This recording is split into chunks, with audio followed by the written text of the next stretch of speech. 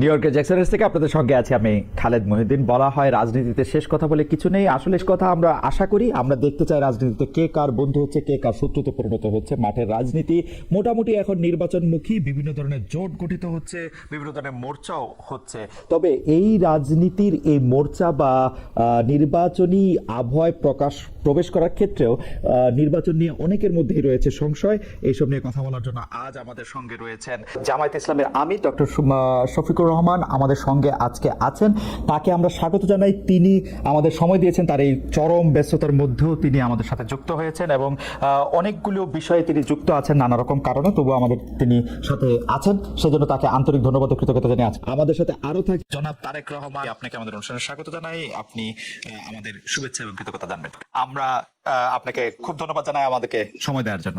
রাজনীতি আমার চেয়ে আপনারা যে কম বুঝেন তা না। ক্ষেত্র বিশেষে আপনাদের অনেকের অভিজ্ঞতা আমার থেকে বেশি, অভিজ্ঞতা বেশি, জ্ঞান বেশি। আমাদের বেশি অভিজ্ঞতা থাকুক বা কম থাকুক, এতটুকু নিশ্চয়ই আমরা সকলে বুঝেছি যে কথাটি আমি 100 বছর আগে বলেছিলাম যে নির্বাচন অত সহজ হবে না, ষড়যন্ত্র কিন্তু থেমে নেই। আপনারা গুলশান অফিসে অনেকেই এসেছিলেন যখন আমরা আমাদের যারা মোটামুটি ভাবে প্রত্যাশিত প্রার্থী এরকম আমরা যাদেরকে ডেকেছিলাম, সেখানে আমি একটা কথা বলেছিলাম, ষড়যন্ত্র কিন্তু থেমে নেই। গত কয়েকদিনের ঘটনা, গতকালকের ঘটনা, চট্টগ্রামে আমাদের প্রার্থীর উপরে গুলিবর্ষণের ঘটনা, এই সব কিছু নিয়ে কিন্তু প্রমাণিত হচ্ছে যে যা আমি বলছিলাম তা কিন্তু সত্য হচ্ছে আস্তে আস্তে। কাজে আমরা যদি নিজেদের মধ্যে মতপার্থক্য কমিয়ে নিয়ে না আসি, আমরা যদি নিজেরা ঐক্যবদ্ধ না হই, সহকর্মীবৃন্দ, এই দেশ ধ্বংস হয়ে যাবে। কেন ধ্বংস হয়ে যাবে বলছি? প্রতিবার আপনারা খেয়াল করে দেখেন, আপনি বিএনপি বলেন না, facts and figure and history যা বলে, প্রত্যেকবার এই দেশ ধ্বংসের দ্বার প্রান্তে গিয়েছে। প্রত্যেকবার আপনারা, কখনো শহীদ জিয়ার নেতৃত্বে, কখনো দেশনেত্রী খালেদা জিয়ার নেতৃত্বে, বিএনপি আস্তে আস্তে সেই খাদের কিনারা থেকে দেশকে আবার বের করে নিয়ে এসেছে। সহকর্মীবৃন্দ, কেউ মানুক না মানুক, কারো ভালো লাগুক না লাগুক, কিচ্ছু যায় আসে না। আমরা জানি সকল সময় যখনই দেশ সংকটে পড়েছে এবং জনগণ বিএনপির কাঁধে দায়িত্ব দিয়েছে, বিএনপি সর্বোচ্চ দিয়ে চেষ্টা করেছে জনগণের সেই যেই ষড়যন্ত্রগুলো চলছে, বিভিন্ন সূত্র খবর বলছে এই ষড়যন্ত্র এখনই থেমে থাকবে না, এটা আরো খারাপ রূপ হতে পারে। কিন্তু আমাদের ভয় পেলে চলবে না, আমাদেরকে আতঙ্কগ্রস্ত হলে চলবে না, আমাদেরকে মানুষকে সাহস দিতে হবে, আমাদেরকে নিজেদেরকে ঐক্যবদ্ধ হতে হবে, আমাদেরকে মানুষকে, দেশের সাধারণ মানুষ, গণতান্ত্রিক আমি মানুষকে আমাদের ঐক্যবদ্ধ করতে হবে। আমরা যত ঐক্যবদ্ধ হব, আমরা যত সামনে এগিয়ে আসব, আমরা যত পরিস্থিতি তৈরি করব, যে কোনো মূল্যে নির্বাচন হতে হবে। এই পরিস্থিতি যত আমরা তৈরি করব, ষড়যন্ত্রকারীরা তত পিছু হতে বাধ্য হবে এবং তাদেরকে পিছু হটানোর ক্ষমতা এবং শক্তি একমাত্র আপনাদের আছে। আপনারা যারা বিএনপি করেন, আপনারা যারা শহীদ জিয়ার রাজনীতি করেন, দেশনেত্রী খালেদা জিয়ার রাজনীতি করেন, একমাত্র সেই শক্তি, সেই যোগ্যতা, সেই ক্ষমতা আপনাদের আছে। প্রিয় সহকর্মীবৃন্দ, এখন আমাদের সময় এসেছে আমি কি পেলাম তা না, সময় এসেছে আমি দেশ এবং জাতির জন্য কতটুকু করতে পারলাম, কতটুকু করতে পারলাম দেশ এবং জাতির জন্য। আজকে আপনি যদি দেশ এবং জাতির জন্য কিছু করতে পারেন, আগামী দিনে আপনার সন্তান, আপনার নাতিপুতি, এরা ভালো থাকবে, আপনার ভবিষ্যৎ বংশধর ভালো থাকবে। প্রিয় সহকর্মীরা, আজ সময় এসেছে নিজে কি পেলাম সেটা ভুলে যাবার, কি দিতে পারলাম, কি দিচ্ছি, কি দিব দেশ এবং জাতিকে। যদি দিতে পারি তাহলে ইনশাল্লাহ আমরা কিছু পাবো, সম্মান পাবো, মর্যাদা পাবো, শান্তি পাবো। আসুন আমাদের আজকের লক্ষ্য হোক আমাদের এই পরিকল্পনাগুলোর বাস্তবায়ন কাজ শুরু করা। আমাদের আজকের লক্ষ্য হোক দেশে শান্তি, শৃঙ্খলা এবং আইনের শাসনকে প্রতিষ্ঠিত করা। প্রিয় সহকর্মীবৃন্দ, রাজনৈতিক সহকর্মী হিসাবে আপনাদের কাছে আমি এটাই প্রত্যাশা করি যে আমাদের পরিকল্পনা যা আপনারা সারাদিন মিলে, নান্নু একটু আমার সাথে কথাটা শোনেন, ঝালকাঠির নান্নু 2 মিনিট পরে নিজে কথা বলেন, আমি শেষ করে দেবো এখনই। আজকে আমাদের পরিকল্পনা হওয়া উচিত আমাদের সকলের প্রতিজ্ঞা হওয়া উচিত যে কাগজগুলো আপনাদের কাছে আমরা তুলে দিলাম, প্রথমেই আপনারা হাত তুলে বলেছেন, স্বীকার করেছেন, আমি ধরে নিতে চাই, বিশ্বাস করতে চাই। শুধু হাত তোলার জন্য আপনারা হাত তোলেনি, আপনারা বিশ্বাস করেন বলেই আপনাদের বিশ্বাস থেকে আপনারা হাত তুলেছেন যে এই কাজগুলো যদি আমরা শুরু করতে পারি। বলে থাকেন যে বাংলাদেশে রাজনীতি করতে হলে ভারতের সাথে একটা বড় সম্পর্ক রেখে রাজনীতি করতে হবে। আপনার কাছে কি মনে হয় এই সময় ভারতের সাথে বড় সম্পর্ক কারা রাখতেছেন এবং জামায়াতে ইসলামীর সাথে ভারতের সম্পর্ক আসলে কেমন? প্রথম কথা হলো যে রাজনীতি কার জন্য? রাজনীতি আমার মাটি এবং মানুষের জন্য। সুতরাং আমার সম্পর্কটা হবে জনগণের সাথে, আমার সম্পর্ক হবে আমার মাটির সাথে। এটা আমার 1 নম্বর প্রায়োরিটি। 1 নম্বর প্রায়োরিটিকে তার জায়গায় রেখে দুনিয়ায় যারা বন্ধু হয়ে এগিয়ে আসবেন দেশ এবং জনগণের কল্যাণে, আমরা সবাইকে আমরা স্বাগত জানাবো, অভিনন্দন জানাবো এবং বুকে ধারণ করবো।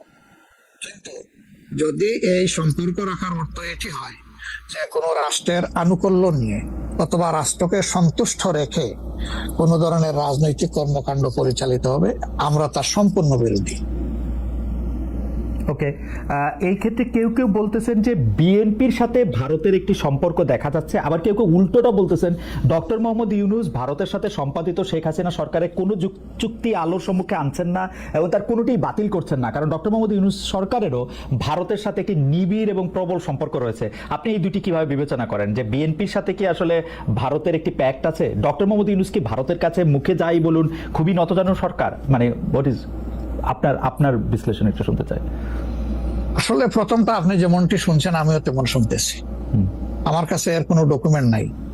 আর দ্বিতীয়টা যেটা বলতেছেন ডক্টর ইউনূস সাহেবের ব্যাপারে, আমি এর কোনো আলামত দেখতে পাচ্ছি না যে উনি ভারতের কাছে নত জানো, এর কোনো আলামত আমার কাছে স্পষ্ট নয়। ভারতের সাথে আমরা ভারতকে বিভিন্ন বিষয়ে তার সাথে কনফ্লিক্টে দেখতে পাচ্ছি। ভারতের সাথে হাসিনা সরকারের সম্পাদিত চুক্তিকে তিনি সামনে আনতেছেন না, এইটা একটা অভিযোগ। আরেকটা অভিযোগ হচ্ছে ভারত একতরফাভাবে ট্রান্সশিপমেন্ট এবং স্থলবন্দর দিয়ে মাল আনা নেওয়া বাতিল করলো, এর বিপরীতে বাংলাদেশ কোনো ব্যবস্থাই নেয় নাই এখন পর্যন্ত। আসলে বাংলাদেশের নেওয়ার সেই সুযোগটাও কতটুকু আছে না আছে সেটা বিবেচনায় নিতে হবে। 2 নম্বর হচ্ছে যে ইউনূস সরকার এখন দায়িত্বে আছেন, আমি ক্ষমতায় বলবো না, এই দেশের জনগণই তাকে দায়িত্ব দিয়েছে, উনি দায়িত্বে আছেন।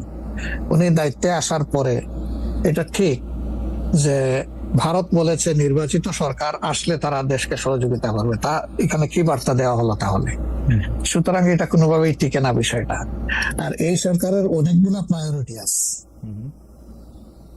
চুক্তি সম্পাদন হয়েছে 2টা মানে সরকারের মধ্যে ইতিপূর্বে। সেই সরকার নির্বাচনে তার আইনগত এবং নৈতিক বৈধতা কতটুকু ছিল সে নিয়ে হয়তো প্রশ্ন থাকতে পারে, কিন্তু 2টা সরকারের মধ্যে চুক্তি সম্পাদিত হয়েছে এবং পলিটিক্যাল গভর্নমেন্ট দুইটাই, ইন্ডিয়া পলিটিক্যাল গভর্নমেন্ট, বাংলাদেশেও পলিটিক্যাল গভর্নমেন্ট। এই ধরনের কিছু ম্যাটার আছে যেগুলো আসলে পলিটিক্যাল গভর্নমেন্টকেই রিজলভ করতে হবে।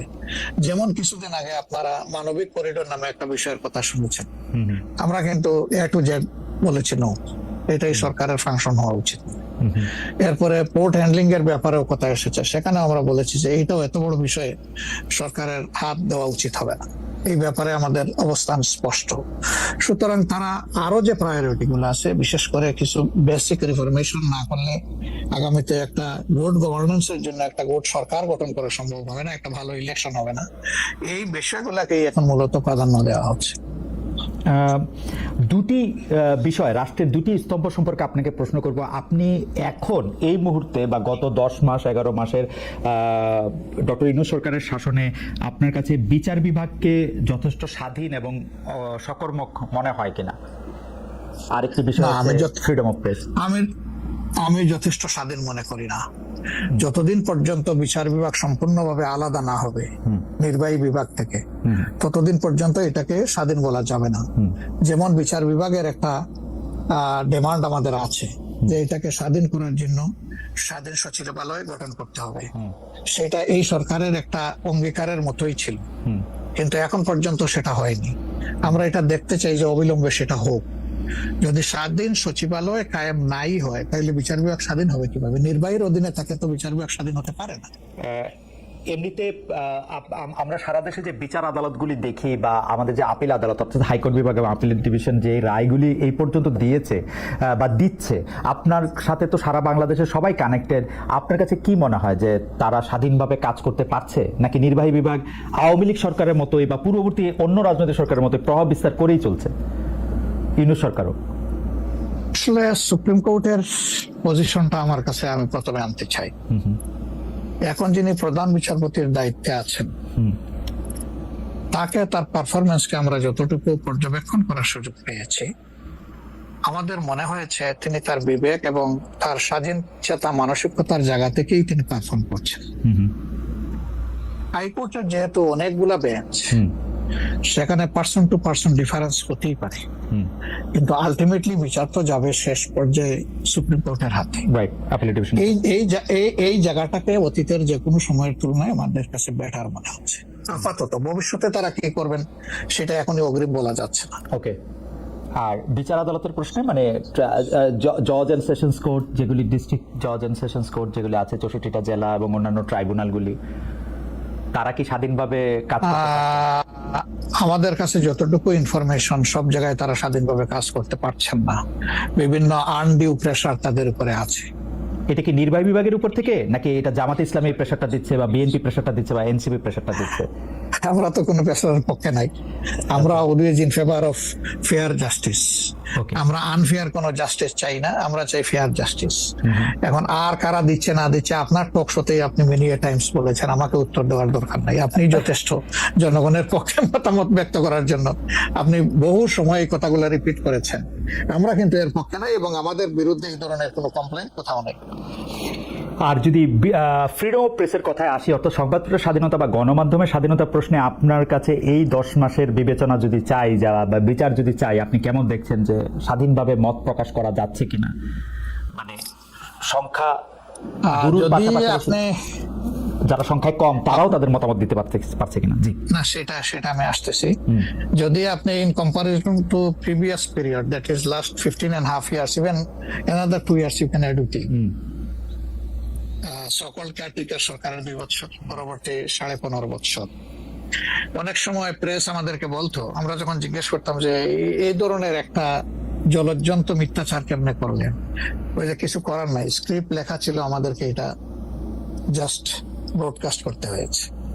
তো এখন সেই পরিস্থিতি এরকম নাই বলে আমাদের কাছে মনে হয়। তারপরেও আমরা প্রেসের কাছ থেকে বিভিন্ন সময় শুনি তাদের কিছু কনসার্নের জায়গা এখনো বিদ্যমান। কেউ কেউ এখনো তাদের উপরে আনডিউ প্রেসার দিয়ে থাকেন, এটা করতে পারবেন, এটা করতে পারবেন না। এটা যদি থাকে, একটা মিনিমাম রেঞ্জেও থাকে, তাহলে তো আমরা কমপ্লিট ফ্রিডম অফ স্পিচ বলতে পারছি না, ফ্রিডম অফ এক্সপ্রেশন আমরা বলতে পারছি না। এটা কিছুটা এখনো প্রিভেল করছে, এটা আমরা অনুভব করি। তবে আমরা ফিল করি যে প্রেসকে তাদের মতোই রোল প্লে করতে দেওয়া উচিত। আর প্রেসের কাছেও আমাদের প্রত্যাশা, তারা যেন সাদাকে সাদাই বলেন, সাদাকে অন্তত ধূসর বানাবেন না, এবং কালোকেও তারা মানে সার্ফ এক্সেল দিয়ে সাদা বানাবেন না। 5 আগস্টের পর এই প্রশ্ন অবশ্য অনেকবার আপনার সামনে এসছে। তারপর আমি আপনাকে বলি, যেহেতু আপনার সাথে আমার দেখা হচ্ছে নতুন একটা ঘটনার পরে, এই প্রসঙ্গে নতুন একটা ঘটনার পরে, আপনি কিন্তু যে কোনো জায়গাতেই এক ধরনের সমন্বয়ের প্রত্যাশী একজন মানুষ, ক্ষমা করার পক্ষে একজন মানুষ। আপনি সর্বশেষ যে আওয়ামী লীগের রাজনীতি নিষিদ্ধ করা হলো এবং দলকে আসলে তার সকল কার্যক্রম নিষিদ্ধ করা হলো, এইটা নিয়ে আমরা দেখেছি যে আপনার দলকে যারা সমর্থন করেন তারাও সেই নিষিদ্ধের দাবি করেছেন।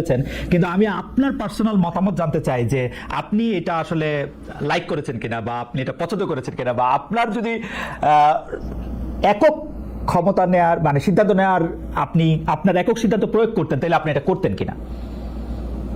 দেখেন, এখানে অনেকগুলা বিষয়। আমাকে ইদানিং ফরেন মিশনের যারা বাংলাদেশে আছেন, এনভয় বা আপনার রাষ্ট্রদূত যারা আছেন, তারাও জিজ্ঞেস করেন যে ন্যাশনাল রিকনসিলিয়েশনের একটা জায়গা থাকা উচিত কিনা। আমি বলি অবশ্যই উচিত। তবে বিষয়টা হলো যে আমাদের ওয়ার্নগুলো একদম তাজা, ট্রমাগুলো এখনো, মেন্টাল এবং ফিজিক্যাল ট্রমা এখনো বিদ্যমান। হাসপাতালের বেডে এখনো রয়ে গেছে ইনজিওর্ড পার্সনগুলো। শহীদ পরিবারের অনেকেই তাদের আপনজনের লাশও এখন পায় নাই, লাশের সন্ধান বা কবরের সন্ধানও পায়নি। সো এটা একদম তাজা একটা বিষয়। যেমন আমরা যদি সাউথ আফ্রিকার কথা ধরি, তাহলে ডিকেডস আফটার ডিকেডস এটাকে হিলিং করতে, রিকনসিলিয়েশনে আনতে সময় লেগেছে। অর্থাৎ মিনিমাম একটা সময় দিতে হবে। আওয়ামী লীগের ক্ষেত্রে কি হয়েছে, তাদেরকে নিষিদ্ধ করা হয়নি, তাদের কার্যক্রমের উপরে মানে নিষেধারোপ করা হয়েছে, তারা ফাংশন গুলা করতে পারবে। 15.5 বছর তো তারা সুযোগ পেয়েছিলেন এই দেশে ফেয়ার ডেমোক্রেসি, তারা চাইলে কিন্তু কালচার করতে পারতেন এবং ইতিহাসে স্মরণীয় হয়ে থাকতে পারতেন। কিন্তু আসলে আপনিও তো তাদের অনেক কর্মকাণ্ডের প্রতিবাদ করেছেন অত্যন্ত জোরালো ভাবে। আগের আপনার ঠিকানা থেকে, বর্তমান ঠিকানা থেকে, সব জায়গা থেকে আপনি যেখানে যখন ছিলেন আপনি করেছেন। কেন করলেন? এই জিনিসগুলো অ্যাকসেপ্টেবল ছিল না, এই জন্যই তো করেছে। তো তারা তো 15.5 বছর মানুষকে তাদের কোনো ডেমোক্রেটিক এবং পলিটিক্যাল রাইট দেয় নাই, জাস্টিস পাওয়ার রাইটটাও তারা স্ন্যাচ করে নিয়েছিল। এই ধরনের সবগুলা রাইটই তো কার্যত তারা কেড়ে নিয়েছে। আপনি যে প্রেসের কথা বলেন, এখন তো অ্যাটলিস্ট যখন তখন যাকে তাকে উপদেশটাকে একটা কথা বলেছে ঢুকাই দাও, মামলা একটা দিয়ে তাকে সাথে সাথে ঢুকিয়ে দাও, এই কাজটা এখন হচ্ছে না। আয়নাগরের ঘটনা তো এখন একটু হইতেছে। মাননীয় আমির, একজন ইউটিউবার আছেন সাব্বির, তাকে জেলে দিয়ে দেওয়া হয়েছে, প্রধান উপদেষ্টা কি জানি বলছেন। না, আমি বলতেছি সেটা, আমি বলছি যখন তখন হচ্ছে না, ঘন হচ্ছে না, 2-1টা কেস হইতেই পারে, এটা এক্সেপশন। কিন্তু আগে তো এটা ছিল প্র্যাকটিস এন্ড র্যান্ডম, এটা কিন্তু এখন হচ্ছে না। তারপরে আপনি দেখেন যে আয়নাগরের যে বিষয়টা, মানুষকে ধরে নিয়ে ঢুকাই দাও, হোয়ার অ্যাবাউট কেউ জানে না, তার ফ্যামিলি জানে না যে মানুষটা বেঁচে আছে নাকি মরেই গেছে। যদি মরে যায় তার কবর কোথায়, আদৌ জীবনে দেখবো কিনা তার কবরটা, সেটাও তো প্রশ্ন। এরকম তো ঘটনা ঘটেছে। এবং যাদেরকে আয়নাগরে নেওয়া হয়েছে তারা কিন্তু সবাই ফিরে আসেননি, তারা অনেকেই এখনো আমরা জানি না তারা কোথায় আছে, আদৌ বেঁচে আছেন কিনা। তো এগুলা তো এখন হচ্ছে না। বায়বীয় মামলা যেটা বলা হয় সরকারের পক্ষ থেকে, এখন সরকারের পক্ষ থেকে সেরকম মামলা নেই। এখন মামলা হচ্ছে পলিটিক্যাল যারা বিভিন্ন পার্টিজ আছেন তারা, সেই ক্ষেত্রে এক এক দলের এক একটা দৃষ্টিভঙ্গি। আমাদের দৃষ্টিভঙ্গি হচ্ছে যে for fair justice, complaint of atrocity করেছেন যারা এটা পারপেট্রেটর, তাদেরকে ডিরেক্ট যারা আছেন তাদেরকে বাদ দিয়ে আমরা কোনো মামলায় কাউকে আসামি করিনি। এই জন্য আমাদের মামলায় শত কোনো আসামি নেই। অন্যান্য সংস্থার বা দলের বা অথরিটির থাকতে পারে। তো এই জিনিসগুলোর কিছুটা হলেও ডেভেলপমেন্ট হয়েছে, কিন্তু আরো অনেক হওয়ার প্রয়োজন আছে এবং সুযোগ আছে। এই ক্ষেত্রে আমি শুধু একটা লাইন করে একটু বোঝার জন্য, যে মানে আওয়ামী লীগ নিষিদ্ধ করা হয় নাই, আওয়ামী লীগের কার্যক্রম নিষিদ্ধ করা হয়েছে, দুইটার মধ্যে তফাৎ কি আসলে? মানে তারা মানে কি করতে পারবে আর কি করতে পারবে না, মানে একজন আওয়ামী লীগ কি করতে পারবে এখন? মানে আমার একটা আন্ডারস্ট্যান্ডিং হচ্ছে আওয়ামী লীগ নিষিদ্ধ, তা আপনি বলতেছেন না দুইটার মধ্যে একটু তফাৎ আছে, তফাৎটা কি আসলে? দেখেন, নিষিদ্ধ তো আমাদেরও করা হয়েছিল, তাই না? এবং একবার না, আমাদের এই সংগঠনের জন্মের পরে দফায় দফায় আমাদেরকে নিষিদ্ধ করা হয়েছে। নিষিদ্ধ যখন কোনো সংগঠনকে করা হয় তখন এই সংগঠনের ব্যক্তিরাও বিভিন্ন ধরনের সমস্যায় পড়ে যান, এর সাথে রিলেটেড ব্যক্তিরা, এমনকি তাদের স্বাভাবিক জীবনযাত্রাটাও তাদের পক্ষে চালায় নেওয়া সম্ভব হয়। তারা যদি সমাজের কোনো ক্রিমিনাল ব্যক্তি নাও হয়ে থাকেন, তবুও তাদের উপরে সমস্যা আরোপ হয়েছে। কিন্তু যখন কার্যক্রম নিষিদ্ধ থাকবে তখন ওই পলিটিক্যাল কার্যক্রম গুলা ছাড়া বাকি জীবনের সবই তো তারা করতে পারবে, করছে তো। আচ্ছা, তারা তো এই দেশটা সবাই তো আর চলে যাননি, সবাইকে জেলেও ঢুকানো হয়নি। এইটা একটু পরিষ্কার হয়েছে। জনাব যুদ্ধাপরাধের মামলায় জামাত নেতা এটিএম আজহারুল ইসলাম খালাস পাওয়ার পর আপনি একটি সংবাদ সম্মেলনে বলেছেন, জামায়াতে ইসলামী বা তার কোনো নেতাকর্মীর মাধ্যমে কেউ ক্ষতিগ্রস্ত হয়ে থাকলে তার কাছে নিঃশর্ত ক্ষমা চাই। এই ক্ষমা প্রার্থনায় কি 71 মুক্তিযুদ্ধের সময়টাও আছে কিনা সেটা সেদিন আপনি স্পষ্ট করেননি, আজকে এটা স্পষ্ট করবেন? মানে আপনি, অনেকেই প্রশ্ন করছেন যে জামায়াতের মাননীয় আমির ক্ষমা কিসের জন্য চাইলেন, মানে 47-এর পর থেকে শুরু করে আজকে পর্যন্ত, শুধু 71 না, 47-এর পর থেকে শুরু করে আজকে পর্যন্ত আমাদের দ্বারা যত মানুষ যত জায়গায় কষ্ট পেয়েছে, কেউ যদি ক্ষতিগ্রস্ত হয়ে থাকে, সেই মানুষগুলো তাদের সকলের কাছে আমি বিনা শর্তে ক্ষমা চেয়েছি। কেন ক্ষমা চেয়েছি? আমরা মানুষ, ইন্ডিভিজুয়াল মানুষ যেমন ভুল করতে পারে, মানুষের সমষ্টি একটা দলেরও বিভিন্ন ভুল সিদ্ধান্ত থাকতে পারে। কোনটা ভুল কোনটা সঠিক ইতিহাস এটা নির্ধারণ করবে। আজকে যেটাকে ভুল বলা হচ্ছে, কালকে এটাই হয়তো সবচেয়ে বড় সঠিক হিসাবে প্রমাণিত হবে। আর ইতিহাসের পালাবদলে রাজনীতিতে সবাই জিতে না, কেউ জিতে কেউ হারে। আমরা আদর্শবাদী একটা দল। আমরা বিশ্বাস করি আমরা মানুষ ভুলের ঊর্ধ্বে নই। আমাদের দ্বারা, আমাদের সহকর্মীদের দ্বারা মানুষ বিভিন্ন ক্ষেত্রে কষ্ট পেতে পারে, ক্ষতিগ্রস্ত হতে পারে। আমি সব কিছুর জন্য কোনো শর্ত আরোপ না করেই মাপ চেয়েছি। ওকে, মানে 47 এবং থেকে মাপ চাওয়ার মধ্যে কোনো পরাজয় নাই, না, লজ্জা নেই। অবশ্যই নাই। 47 থেকে আজ পর্যন্ত যে কোনো কিছুর জন্য মানুষ আপনাদের কাছ থেকে যদি কোনো ধরনের আঘাত পেয়ে থাকে তার জন্য আপনি দুঃখ প্রকাশ করেছেন বা ক্ষমা চেয়েছেন। এর ভিতরে সব ঢুকে গেছে, কোনো কিছু বাদ নাই, ওকে, এভরিথিং ইনক্লুডেড। আচ্ছা, এবং এটা আনকন্ডিশনাল, মানে অ্যাপোলজি দিয়ে আনকন্ডিশনাল পারডন সিক করেছি।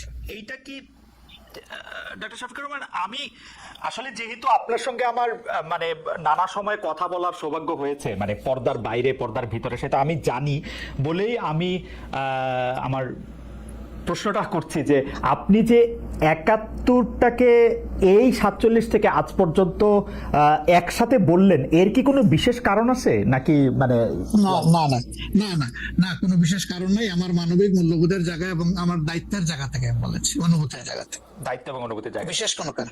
আচ্ছা, আমি আবার 2-3 দিনের ঘটনায় একটু আসি। আমরা 2টা ঘটনা আমরা দেখেছি যে আমাদের অনেককে ব্যথিত করেছে। একটা হচ্ছে লালমনিরহাটে একজন যিনি নরসুন্দর, তিনি এবং তার ছেলেকে খুব আয়োজন করে মারধর করা হচ্ছে এবং তাদেরকে টেনে নিয়ে পুলিশের কাছে নিয়ে যাওয়া হয়েছে। এবং আরেকজন যিনি 2018 সালের ডিসেম্বরের রাতের ভোট বলে খ্যাত নির্বাচনের যে প্রধান নির্বাচন কমিশনার, তাকে আসলে খুবই অপমানজনকভাবে মানে থানায় নিয়ে যাওয়া হয়েছে এবং সেটা আবার ভিডিও করা হয়েছে। মানে আমি সাধারণভাবে যেটা বুঝি, আপনি আমাকে শাস্তি দিতে পারেন, আপনি আমাকে মৃত্যু দিতে পারেন, কিন্তু মানুষ হিসাবে আরেকটা মানুষকে অসম্মান করার অধিকার যে আমাদের নাই, এইটা কি মানে মানে নাকি এইটা আমাদের আছে কারণ তারা একটা খারাপ কাজ করেছিল, এরকম কি? মানে আমি জানি না, মানে অনেকে তার আরেকজন, জি আপনি বলেন। আরেকজন খারাপ কাজ করেছেন বলে আমিও করব, এটা কোনো যুক্তি? আমি আরেকজনের খারাপে কষ্ট পেলাম, ক্ষতিগ্রস্ত হলাম, এখন আমি সেম অথবা ওয়ার্স দেন দিস আরো খারাপ কিছু করলাম তার সাথে, সেটা কি কোনো মানবিক আচরণ বলে গণ্য হবে? নিশ্চয়ই না। তবে দেখেন, আমরা এটাকে কখনো সমর্থন করি না, কিন্তু পরিবেশ, প্রেক্ষাপট, স্থান, কাল, পাত্র, মানুষ কোনো জিনিসকে যখন লাইক করে না তখন প্রকাশ্যে হয় তার প্রতিবাদ করে, না হয় মনে মনে ঘৃণা করে, অথবা সে শক্তি থাকলে প্রতিরোধ করে।